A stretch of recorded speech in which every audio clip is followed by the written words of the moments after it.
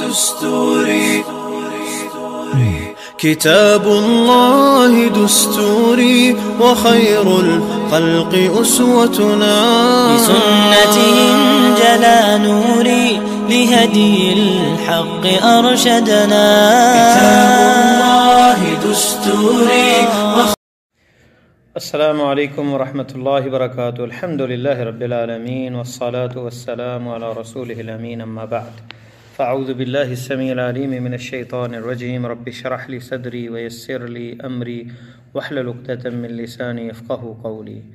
मुअज़्ज़ज़ सामीन, हमारा ये 35वां दर्स है दीनी मालूमाती कोर्स का।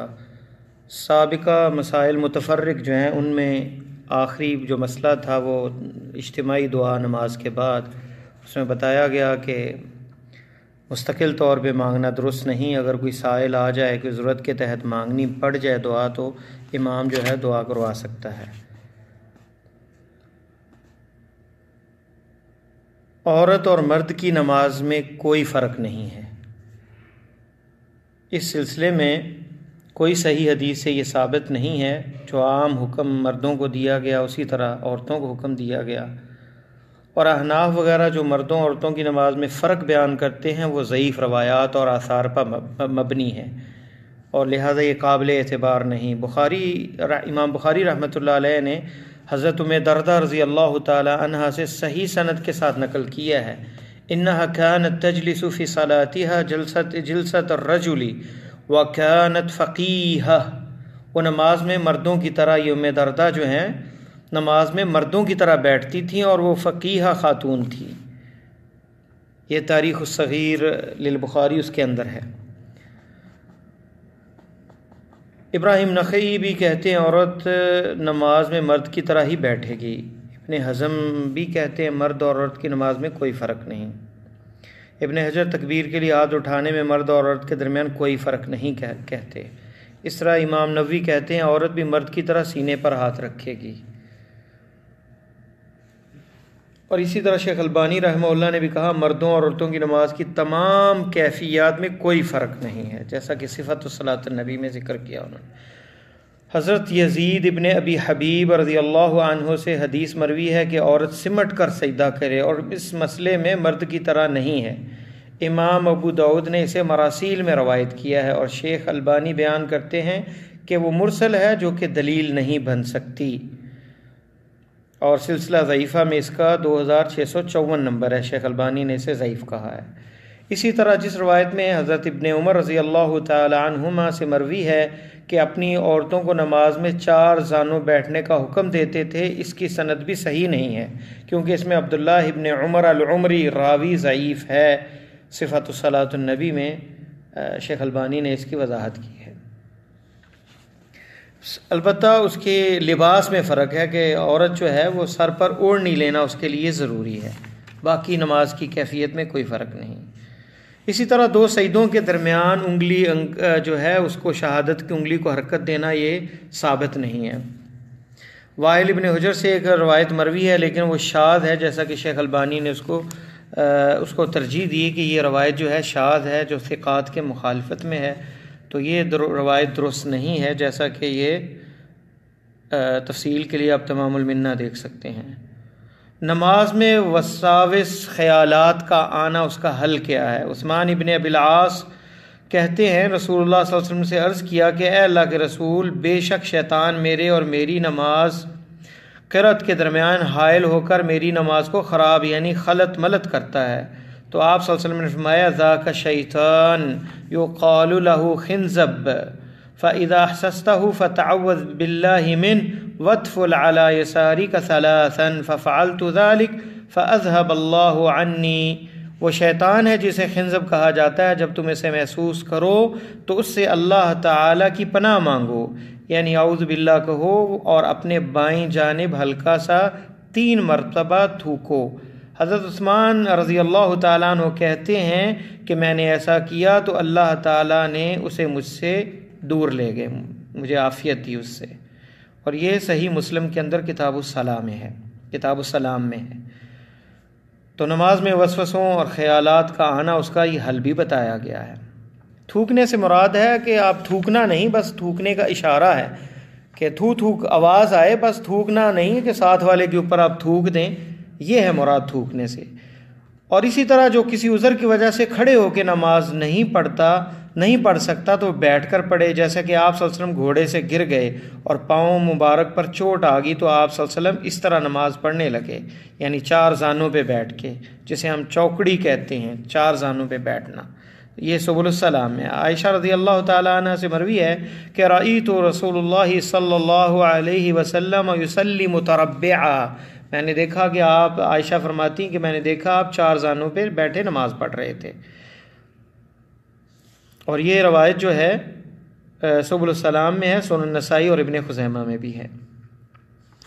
तो कुर्सी जो है ये वो लोग इस्तेमाल करें जो नीचे नहीं बैठ सकते, उनके लिए जो है वो कुर्सी पे बैठना दुरुस्त है, लेकिन जो नीचे बैठ के पढ़ सकता है नमाज तो सुन्नत यही है कि वो 4 ज़ानों बैठ के नीचे नमाज बैठ के पढ़े। और कुर्सी जो है वो ज़रूरत हो, अगर नीचे बैठ नहीं सकता तब बंदा कुर्सी पे नमाज पढ़े। एक बड़ा अहम मसला नंगे सर नमाज पढ़ना। हमारी पाकिस्तान में बहुत सी ऐसी मसाजिद हैं, हिंद में भी और बांग्लादेश में भी शायद, कि कोई बंदा नंगे सर नमाज पढ़ रहा हो तो लोग टोपी जो है गंदी सी वो प्लास्टिक की मस्जिदों में रखी है, या वो खजूर की शाखों की बनी हुई टोपी जो है वो उसके सर पे दे देते हैं, गोया समझते हैं कि इसके बगैर नमाज नहीं होती। नमाज में मर्द के लिए सतर ढांपने के अलावा सिर्फ कंधों पर कोई कपड़ा होना ज़रूरी है।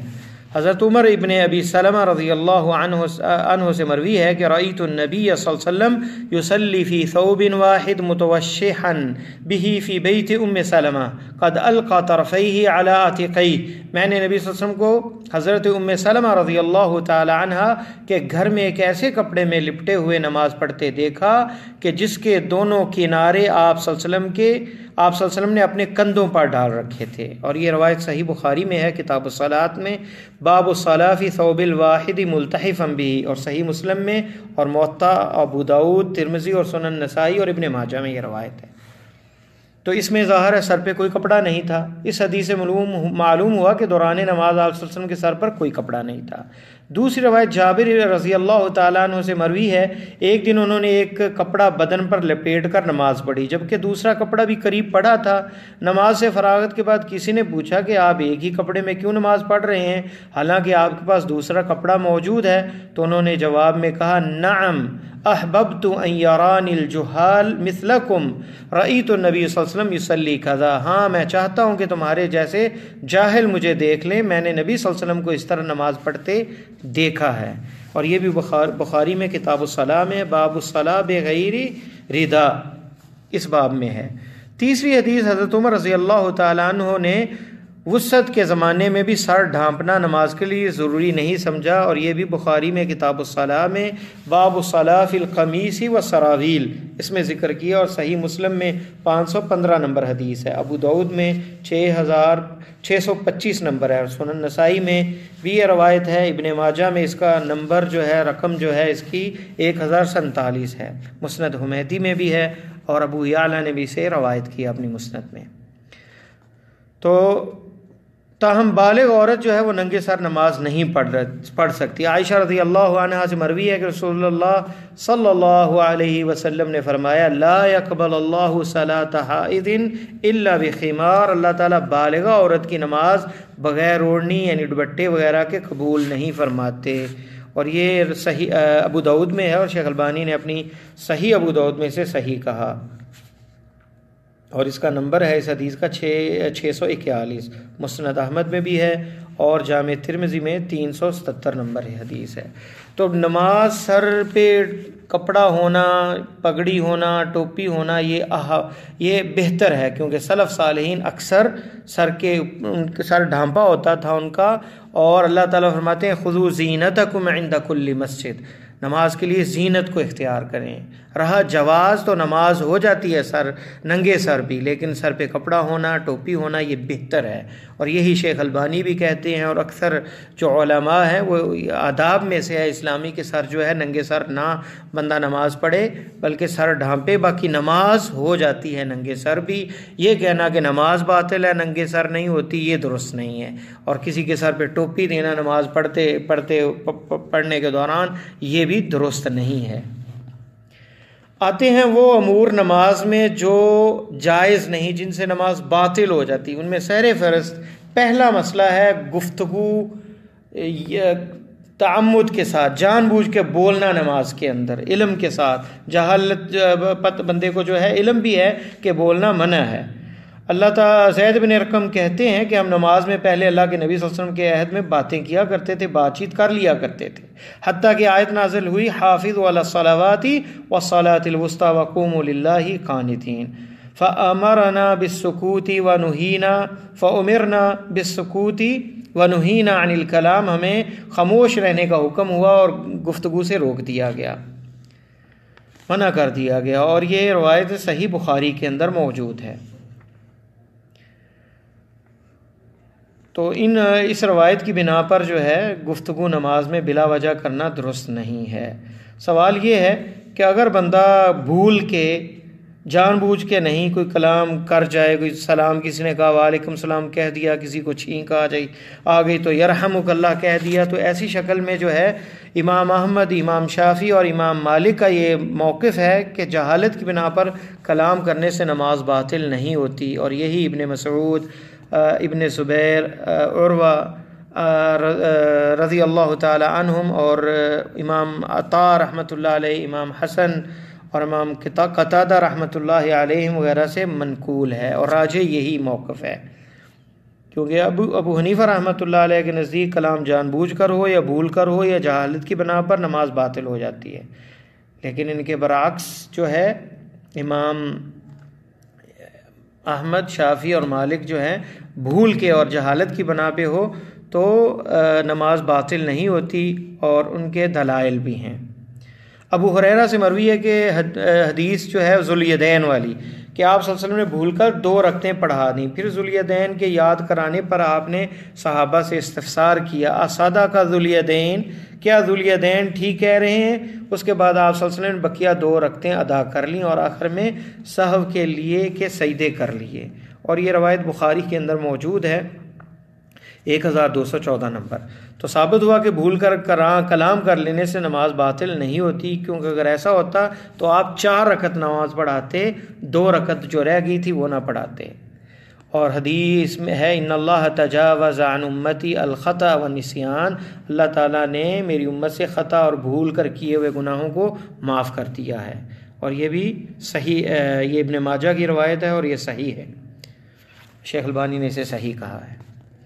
मुआविया बिन हकम सलमी से मरवी है कि एक मरतबा रसूलुल्लाह सल्लल्लाहु अलैहि वसल्लम के साथ नमाज़ पढ़ रहे थे, एक आदमी को छींक आई तो मैंने नमाज में ही कह दिया या रहमुकल्लाह। इस पर लोगों ने मुझे घूर घूर कर देखना शुरू कर दिया। मैंने कहा हाय मेरी माँ मुझे गुम पाए, क्या बात है तुम मुझे गुस्से से क्यों देख रहे हो?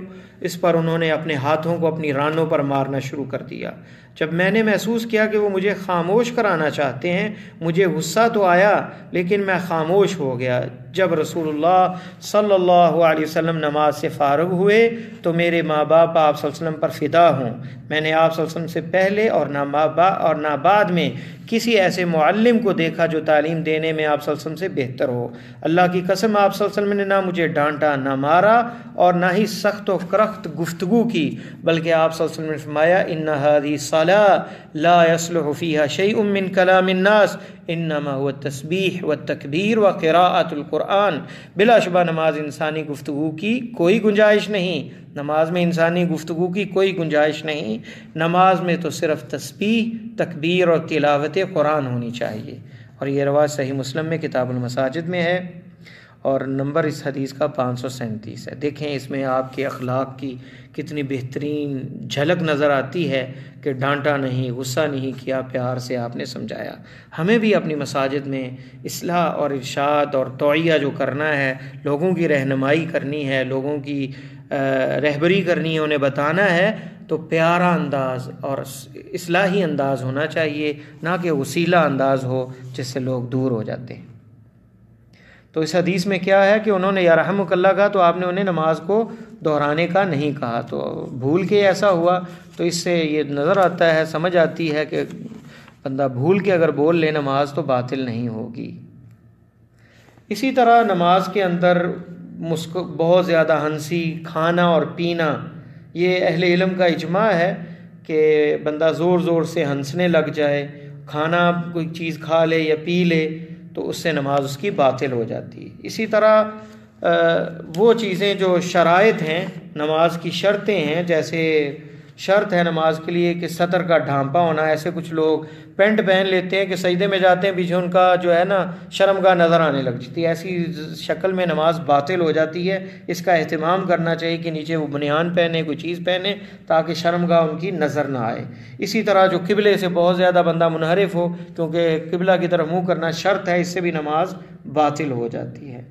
तो गुफ्तगू आमद ताअम्मुद के साथ करना, बहुत ज़्यादा हंसना, इसके अलावा खाना पीना, 4 चीज़ें हो गई। और 5वीं शर्मगाह का खुल जाना, या 6ठी चीज़ जो है किबला से मुनहरिफ होना। और 7वीं चीज़ है अबस अल-कसीर, बहुत ही ज़्यादा हरकत करना मुसलसल, जिससे नमाज बातिल हो जाती है। उसमें कोई कैद नहीं है कि 3 हरकतों से नमाज बातिल हो जाएगी। कसरत से कि पता ही ना चले कि बंदा ये नमाज पढ़ रहा है या कोई वैसे बैठा हुआ है। तो कसरत हरकत जो है, जिसमें नमाज जो है उसकी अहमियत, नमाज पता ही ना चले कि बंदा नमाज पढ़ रहा है या कोई और काम कर रहा है। और 8वीं चीज़ जो है वो है तहारत, जो शर्त है वज़ू का टूट जाना, इससे भी नमाज बातिल हो जाती है। क्योंकि अल्लाह ताला के नबी सल्लल्लाहु अलैहि वसल्लम का फरमान है, ला तुक़बलु सलातुन बग़ैर तहूर, बग़ैर तहारत के एक नमाज कबूल नहीं होती। तो ये 8 वो चीज़ें जिनसे नमाज बातिल हो जाती है। आते हैं उन चीज़ों की तरफ, ऐसे अफ़आल जो नमाज में करना सुन्नत से साबित है और नमाज पर उनका कोई असर नहीं होता, जैसे बच्चे को उठाकर नमाज पढ़ना। और ये रवायत जो है बुखारी के अंदर है कि रसूलुल्लाह सल्लल्लाहु अलैहि वसल्लम ने अपनी नवासी उमामा रज़ी अल्लाह ताला अन्हा को उठाकर नमाज पढ़ लेते थे। जब रुकू सजदा करते तो उसे उतार देते, और जब क़याम करते तो उसे दोबारा उठा लेते। देखें, अब ये भी हरकत कसीर है, लेकिन ये सुन्नत से साबित है, लिहाजा ऐसी शक्ल में नमाज पढ़ी जा सकती है और वो नमाज बातिल नहीं होगी। मिंबर से उतर कर आपने सजदा किया, आपने लोगों को एक दफ़ा नमाज सिखाई और मिंबर पे नमाज पढ़ी, और जब सजदा करना था तो नीचे उतर के सजदा किया। और ये रवायत भी बुखारी के अंदर मौजूद है। बहुत ज़्यादा रोना, अब्दुल्लाह इब्न शखीर रज़ी अल्लाह अन्हु से मरवी है कि मैंने रसूलुल्लाह सल्लल्लाहु अलैहि वसल्लम को नमाज पढ़ते देखा, वफ़ी सदरी ही अज़ीज़ुन का अज़ीज़िल मिर्जल मिनल बुका, आपके सीने से गिरियाजारी की ऐसी आवाज़ें आ रही थी रोने की, जैसे जोश खाती हुई हंडिया से आवाज़ें आती हैं। और ये भी अबू दाऊद के अंदर रवायत है, किताबुस्सलाम में बाबुल बुकाउ फ़ी सलाह, और मुस्नद अहमद और सुनन नसाई और इब्न खुज़ैमा में भी ये रवायत है, और ये रवायत सही है। तो रोने से नमाज बातिल नहीं होती। इसी तरह सुबहान अल्लाह कहना, आपने फरमाया तस्बीह लिर्रिजाल व तस्फीक लिन्निसा, इमाम भूल जाए तो सुबहान अल्लाह कहा जाए या अल्लाह अकबर कहा जाए, तो इमाम को मुतनब्बे करने के लिए औरतें जो है वो हाथ के ऊपर हाथ मारें। और ये रवायत जो है बुखारी के अंदर है और सही मुस्लिम में भी है और अबू दाऊद के अंदर भी है।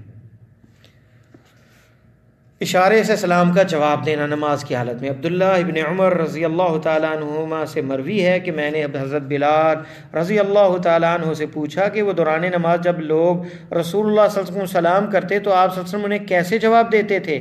उन्होंने कहा यकूलु हकज़ा व बसता कफ़्फ़हु, अपना हाथ ऐसे उठाया फैलाया और कहा कि इस तरह अपने हाथ से इस तरह करते और अपना हाथ फैला दिया।